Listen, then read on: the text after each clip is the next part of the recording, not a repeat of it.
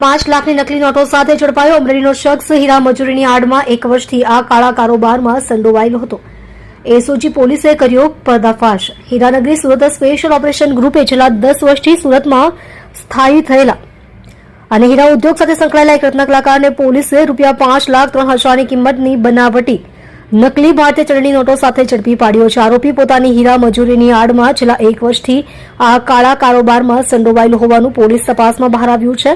મૂળ અમરેલીનો શખ્સ ભીડભાડવાળા વિસ્તારોમાં નોટો વટાવવા જતો।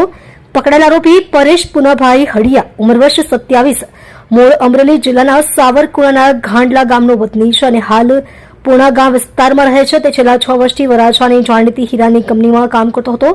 તે ખાસ કરીને ભીડભાડવાળી જગ્યાઓ જેવી કે શાક માર્કેટની લારીઓ, નાના ગલ્લાઓ અને છૂટક દુકાનદારોને નિશાન બનાવતો હતો, જેથી ભીડના લાભમાં કોઈ તેની નકલી નોટો પારખી ન શકે। 5,55,000નો મુદ્દામાલ અને વાહન જપ્ત।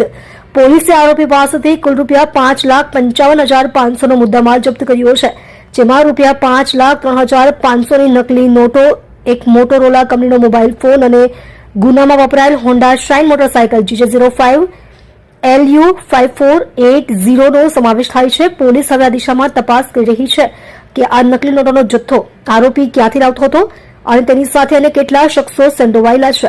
નકલી નોટોના કાળા કારોબારમાં 1 વર્ષથી સંડોવાયેલો।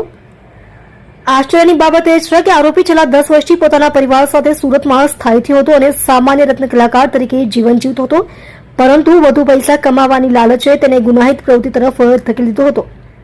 છેલ્લા 1 વર્ષથી તે સતત પોલીસ નજરથી બચીને આ પ્રવૃત્તિ કરી રહ્યો હતો, પરંતુ અંતે તે કાયદાના સિકંજામાં આવી ગયો છે। તમે જોઈ રહ્યા છો સૌથી પહેલા ખબર આપતી સેવા ન્યૂઝ ચેનલ સબ એડિટર મીઠારામ માલીની સાથે।